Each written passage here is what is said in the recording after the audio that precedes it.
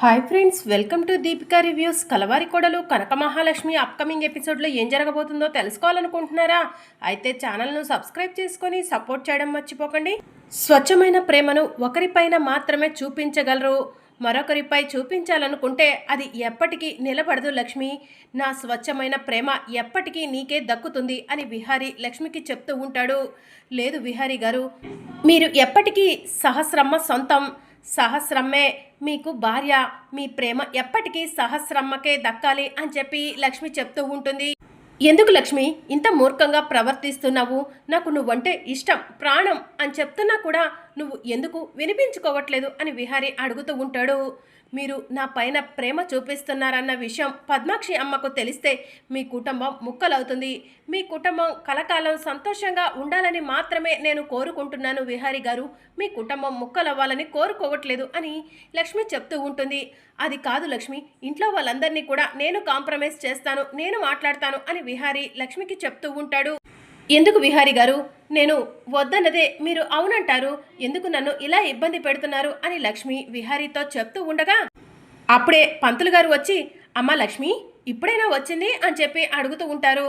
అవును పంతులు గారు అని చెప్పి లక్ష్మి చెప్తూ ఉంటుంది. ఇప్పుడే పూజ మొదలు పెడుతున్నానమ్మా, రండి మీ ఇద్దరి పేరు మీద అభిషేకం అర్చన జరిపిస్తాను అని పంతులు గారు చెప్తూ ఉంటారు.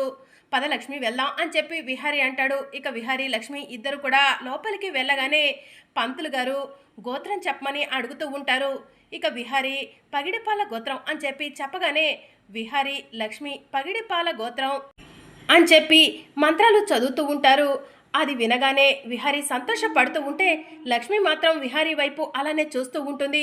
చూసావా, ఆ దేవుడు కూడా మన ఇద్దరిని కలపాలనే ప్రయత్నం చేస్తున్నాడు, కానీ నువ్వు మాత్రమే నా నుంచి దూరం వెళ్ళాలనుకుంటున్నావు. కానీ నీ కోరిక ఎప్పటికీ నెరవేరదు లక్ష్మి. నా నుంచి నువ్వు దూరం అవ్వాలనుకుంటే నా ప్రాణం పోతుందే, కానీ నీ పైన నా ప్రేమ ఎప్పటికీ తగ్గదు అని చెప్పి విహారీ చెప్తూ ఉంటాడు. ఇక మరోవైపు డాక్టర్లు సహస్రకు ట్రీట్మెంట్ చేస్తూ ఉంటారు. ఇక సహస్రకు ట్రీట్మెంట్ చేయడం పూర్తవగానే ఆపరేషన్కి అన్నీ అరేంజ్ చేశారా అని డాక్టర్ నర్స్ని అడుగుతూ ఉంటుంది. ఇక అప్పుడు నర్స్ అన్నీ అరేంజ్ చేశాం మేడం అని చెప్పి చెప్తూ ఉంటారు. సరే నేను ఇప్పుడే వస్తాను అని చెప్పి డాక్టర్ సహస్ర రూమ్లో నుంచి బయటకు రాగానే పద్మాక్షి పరిగెత్తుకుంటూ వచ్చి, డాక్టర్ మా సహస్రకి ఎలా ఉంది అని చెప్పి అడుగుతూ ఉంటుంది. She is out of danger అని డాక్టర్ చెప్తూ ఉంటారు. Thank you doctor, thank you so much, నా కూతుర్ని కాపాడారు, మీరు చేసిన సహాయం ఎప్పటికీ మర్చిపోను అని చెప్పి పద్మాక్షి చెప్తూ ఉంటుంది. మేడం మీ కూతుర్నైతే కాపాడగలిగాము, అది గుడ్ న్యూసే, మరొక బ్యాడ్ న్యూస్ ఉంది అని డాక్టర్ చెప్తూ ఉంటారు. బ్యాడ్ న్యూసా, ఏంటది అని పద్మాక్షి అడుగుతూ ఉంటుంది. మీ కూతురు యూటిరస్కి చిన్న డ్యామేజ్ అయింది, దానివల్ల యూటిరస్ తీసేయాల్సి వస్తుంది పద్మాక్షి గారు అని చెప్పి డాక్టర్ చెప్తూ ఉంటారు. డాక్టర్ ఏం చెప్తున్నారు, నా కూతురు యూటిరస్ తీసేస్తున్నారా అని చెప్పి పద్మాక్షి అడుగుతూ ఉంటుంది. అవును మేడం, గర్భసంచికి ఇంజ్యూర్ అయింది, దానివల్ల తన గర్భసంచిని తీసేయాల్సి వస్తుంది అని చెప్పి పద్మాక్షికి డాక్టర్ చెప్తూ ఉంటారు. ప్లీజ్ డాక్టర్, ఎంత డబ్బు ఖర్చైనా పర్వాలేదు, నా కూతురికి గర్భసంచి తీసేయకండి, నా కూతురు గర్భసంచికి ట్రీట్మెంట్ చేయండి డాక్టర్ అని పద్మాక్షి ఏడుస్తూ ఉంటుంది.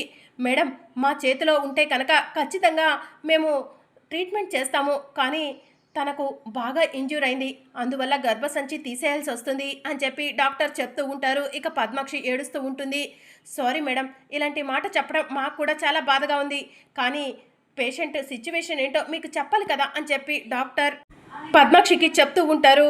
ఇక పద్మాక్షి ఏడుస్తూ ఉంటే, మేడం సర్జరీ స్టార్ట్ చేయమంటారా, మీ అల్లుడు ఎక్కడా అని చెప్పి డాక్టర్లు అడుగుతూ ఉంటారు.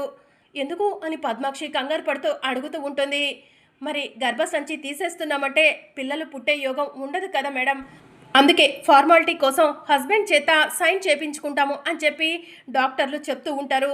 ప్లీజ్ ఈ విషయం నా అల్లుడు విహారీకి తెలియకూడదు అని పద్మాక్షి చెప్తూ ఉంటుంది.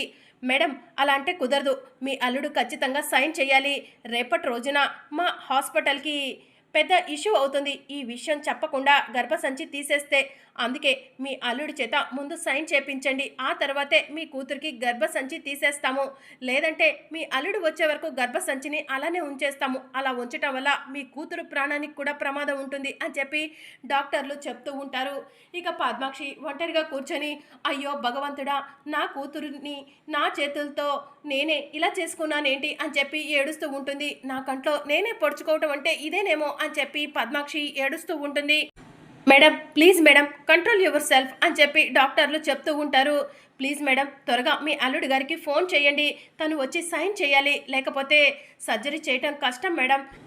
ఇప్పటికే మీ కూతురు పరిస్థితి చాలా క్రిటికల్గా ఉంది అని డాక్టర్ చెప్పడంతో పద్మాక్షి ఏడుస్తూ ఉంటుంది. మేడం, ఒకసారి మీ ఫోన్ ఇలా ఇవ్వండి, నేను ఫోన్ చేస్తాను అని చెప్పి డాక్టర్ పద్మాక్షి దగ్గర నుంచి ఫోన్ తీసుకొని విహారీకి ఫోన్ చేస్తుంది. హలో విహారీ గారా అని చెప్పి అడుగుతూ ఉంటారు. విహారీ ఫోన్ లిఫ్ట్ చేసి, అవును మీరెవరు అని చెప్పి అడుగుతూ ఉంటే, నేను కిమ్స్ హాస్పిటల్ నుంచి ఫోన్ చేస్తున్నాను.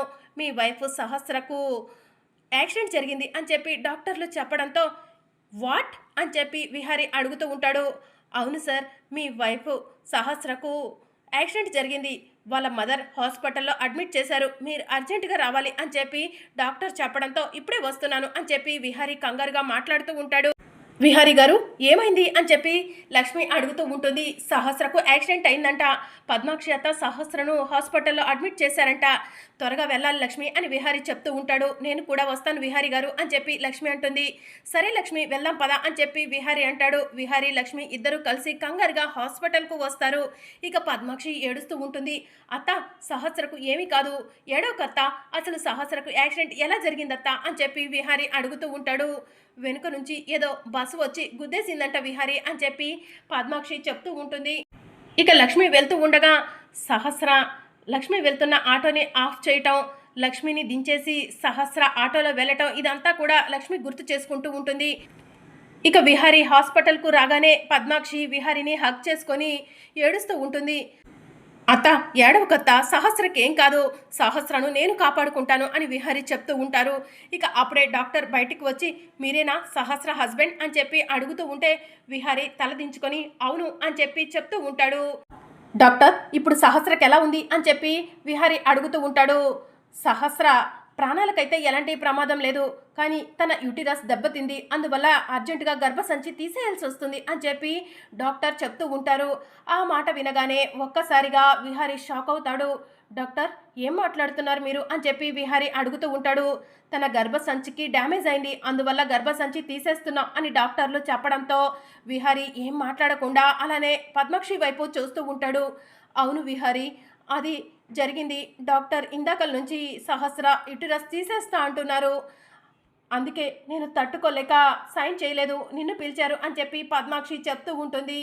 ప్లీజ్ విహారీ గారు, ఇప్పుడు సహస్ర యూటిరస్ తీసేయకపోతే తన ప్రాణానికే ప్రమాదం. అర్జెంటుగా మేము యూటిరస్ తీసేసి తన ప్రాణాన్ని కాపాడతాము, ముందు మీరు సైన్ చేయండి అని డాక్టర్లు చెప్పడంతో ఇక విహారీ సైన్ చేస్తూ ఉంటాడు.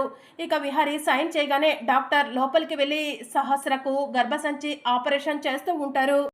భగవంతుడా, నా కూతురికి ఎందుకయ్యా ఇలాంటి శిక్ష వేశావు?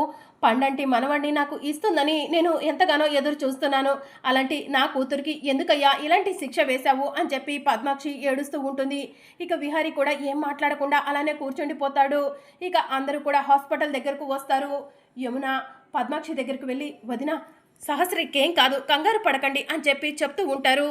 అమ్మ పద్మాక్షి, ఏడవకమ్మా, మన సహస్రకు ఏం కాదు, నవ్వుకుంటూ బయటికి వస్తుంది చూడు అని చెప్పి కాదంబరి పద్మాక్షికి ధైర్యం చెప్తూ ఉంటే పద్మాక్షి ఏడుస్తూ ఉంటుంది. ఇక డాక్టర్లు సహస్రకు సర్జరీ పూర్తి చేసి బయటకు రాగానే పద్మాక్షి విహారీ పరిగెత్తుకుంటూ డాక్టర్ దగ్గరికి వెళ్ళి, ఇప్పుడు సహస్రకు ఎలా ఉంది అని చెప్పి అడుగుతూ ఉంటారు. సర్జరీ పూర్తయిపోయింది, she is out of danger, evening తన్ని డిశ్చార్జ్ కూడా చేసేస్తాం అని డాక్టర్లు చెప్తూ ఉంటారు. సర్జరీ పూర్తయిందా? ఏం సర్జరీ చేశారు మా మనవరాలికి అని కాదంబరి అడుగుతూ ఉంటుంది. మీ మనవరాలి గర్భసంచి డ్యామేజ్ అయిపోయింది, తనకి గర్భసంచి తీసేశాము అని చెప్పి డాక్టర్లు చెప్పడంతో కుటుంబ సభ్యులంతా కూడా కుప్పకూలి బాధపడుతూ ఉంటారు. వసే పద్మాక్షి, ఏంటే ఇలా జరిగింది? నా మనవరాలికి గర్భసంచి తీసేయటం ఏంటే? నా కొడుకు నా మనవరాలు కడుపున పుడతాడని ఎంతగానో ఎదురు చూస్తున్నాను, అలాంటిది నా మనవరాలికి గర్భసంచి తీసేయడం ఏంటే అని చెప్పి పద్మాక్షిని పట్టుకొని కాదంబరి ఏడుస్తూ ఉంటుంది. అవునమ్మా, ఇక మన సహస్రకు ఎప్పటికీ పిల్లలు పుట్టరు. విహారీ సహస్రాలకు పిల్లలు పుట్టే యోగం లేదు అని చెప్పి పద్మాక్షి ఏడుస్తూ ఉంటుంది. ఇక అప్పుడు యమున, విహారీకి పిల్లలు పుడతారు, సహస్రకు మాత్రమే పిల్లలు పుట్టరు అని చెప్పి అంటూ ఉంటుంది. ఆ మాట వినగానే కుటుంబ సభ్యులంతా కూడా షాకింగ్గా చూస్తూ ఉంటారు. ఇక అప్పుడే సహస్ర కూడా స్పృహలోకి వస్తుంది. పేషెంట్ స్పృహలోకి వచ్చారు అని చెప్పి నర్సు వచ్చి చెప్పగానే, నా కూతుర్ని ఒక్కసారి చూడొచ్చా అని పద్మాక్షి అడుగుతూ ఉంటుంది. వెళ్ళి చూడండి అని చెప్పి నర్స్ చెప్పడంతో అందరూ కూడా పరిగెత్తుకుంటూ సహస్ర దగ్గరకు వెళ్తారు. సహస్ర ఇప్పుడు ఎలా ఉందే అని పద్మాక్షి అడుగుతూ ఉంటుంది. బాగానే ఉందమ్మా, కాకపోతే ఎందుకో కడుపులో నొప్పిగా బాధగా ఉందమ్మా అని చెప్పి సహస్ర చెప్తూ ఉంటుంది. అయ్యో మనవరాలా, ఏంటి నీకు భగవంతుడు ఇలాంటి పరిస్థితి ఇచ్చాడు అని చెప్పి కాదంబరి ఏడుస్తూ ఉంటుంది. ఏమైందమ్మమ్మ, ఎందుకు ఏడుస్తున్నావు? నాకు బాగానే ఉంది, కొంచెం కడుపులో ఏదో ఇబ్బందిగా ఉంది అంతే అని చెప్పి సహస్ర అంటూ ఉంటుంది. కడుపులో ఇబ్బందిగా ఉండటం కాదు మనవరాలా, నీకు గర్భసంచి తీసేశారు అని చెప్పి కాదంబరి ఏడుస్తూ ఉంటుంది. అంటే ఇక నాకు జీవితంలో పిల్లలు పుట్టరా అని సహస్ర అడుగుతూ ఉంటే, అవును సహస్ర, ఇక నీకు పిల్లలు పుట్టరు అని చెప్పి పద్మాక్షి చెప్తూ ఉంటుంది. నేను చేసిన తప్పుకు దేవుడు నాకు శిక్ష వేశాడు అని చెప్పి సహస్ర ఏడుస్తూ ఉంటుంది. సహస్ర, ఏం మాట్లాడుతున్నావే నువ్వు చేసిన తప్పుకు దేవుడు నీకు శిక్ష వేయటం ఏంటి అని పద్మాక్షి కాదంబరి అడుగుతూ ఉంటారు. నేను బావను మోసం చేసి పెళ్లి చేసుకున్నాను, అందుకే ఆ అమ్మవారు నాకు శిక్ష వేసింది అని చెప్పి సహస్ర చెప్తూ ఉంటుంది. ఆ మాట వినగానే కుటుంబ సభ్యులంతా కూడా షాక్లో ఉంటారు. మరి అప్కమింగ్ ఎపిసోడ్లో ఏం జరగనుందో తెలుసుకోవాలనుకుంటున్నారా? అయితే ఛానల్ను సబ్స్క్రైబ్ చేసుకోండి.